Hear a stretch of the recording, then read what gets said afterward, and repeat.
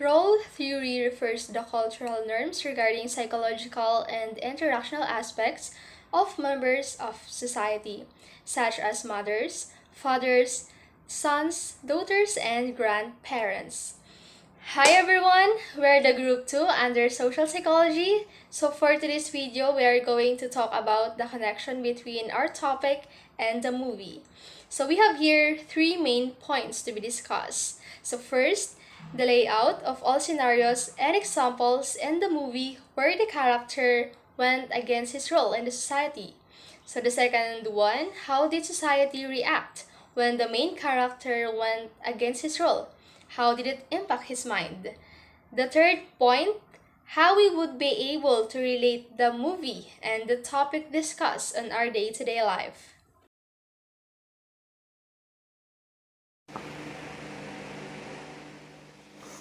Role theory is a concept that we humans consider our everyday life to be the acting out of our socially defined roles, such as a mother, a student, a teacher, or a manager.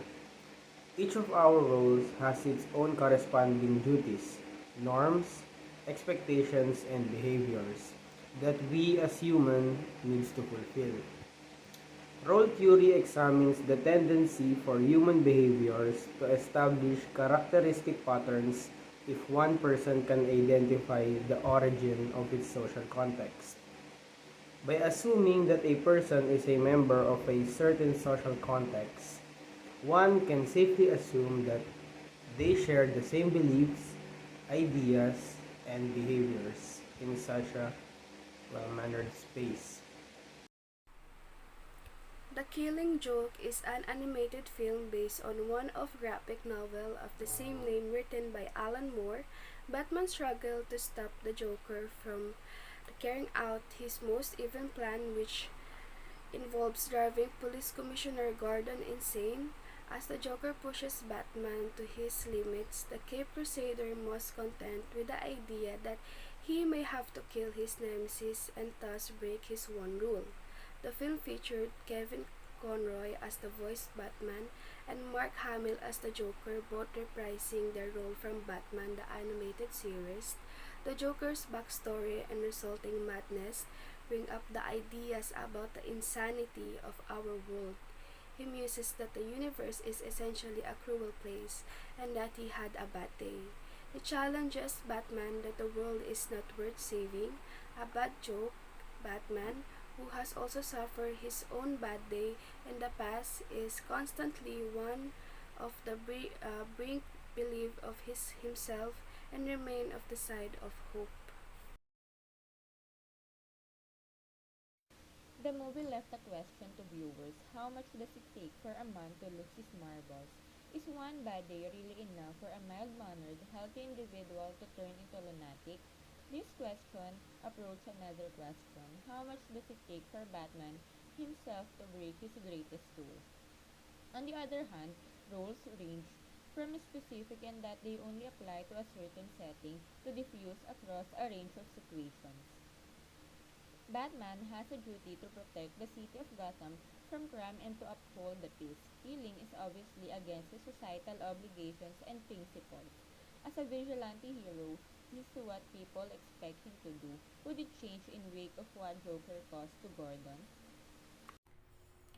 One of the scenarios in the movie that stuck in my mind the most is that considered against his role in society is when Joker agreed to help the two thieves in the plantation.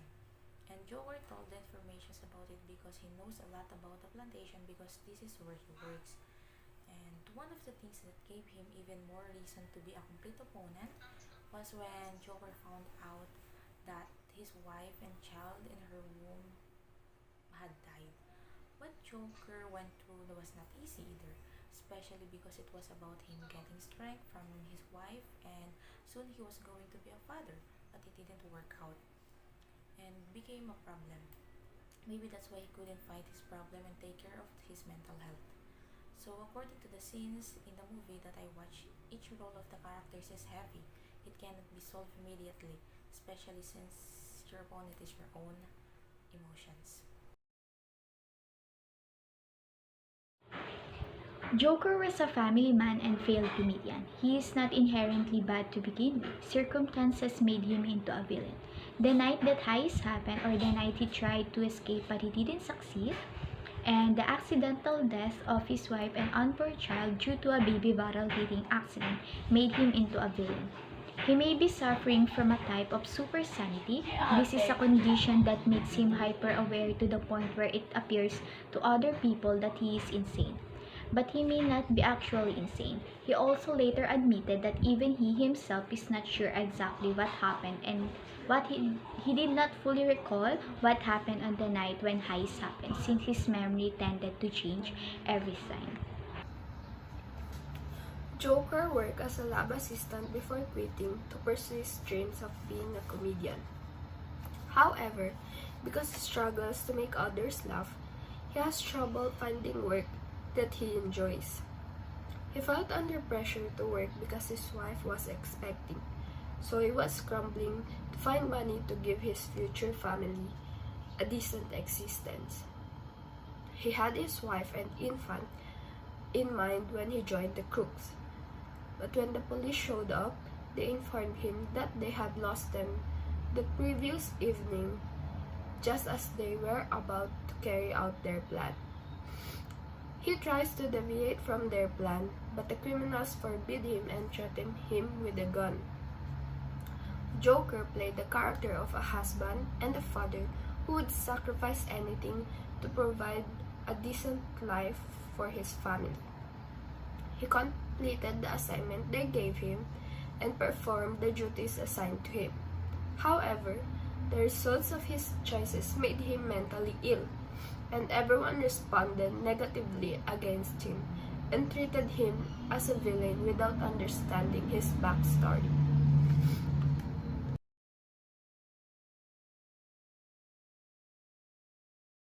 My responsibility as a psychology student is to learn about psychology and help people to understand their experiences or to educate them in order to reduce the stigma associated with mental health. For instance, if my friends are making fun of someone with mental illness and tell them not to laugh and explain that that person had a personal issues that caused him to become that way. Another example, my mother always thinks she has experienced Kulam because she can sleep and physical sickness. Therefore, I need to convince her that that is untrue and talk about her problems to lessen her burden feelings or guilt and convince her to seek a specialist to explain and treat her disorder. That is, I can influence and lessen someone's perception of mental health illness in this way.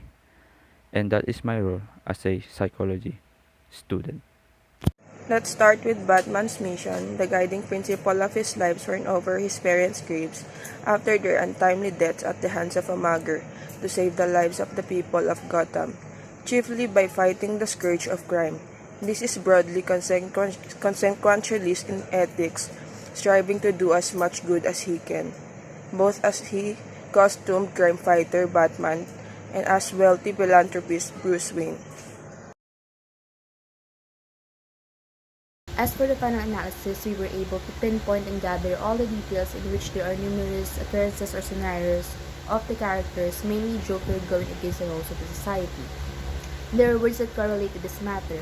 Some people would say that it is an act of rebellion, peculiarity, or even behaviors that resulted to insanity. The reason for it, mainly because of the simple fact that an individual chose to go beyond the norms, to rebel against expectations and standards. But in all reality, we fail to realize that there might be some numerous and vast reasons why there are some individuals who choose to go against the norms. It could be because of their need to survive, or they have their own moral sense of what's right or wrong, or to simply acquire their desires, which can be justice and even freedom. But at the end of the day, we must always put in mind that an individual decides to battle against society norms should not always be judged merely by these acts, because we don't know, or worse, we will never know the layers of the facades that they're wearing in order for them to survive the environment that they're living in.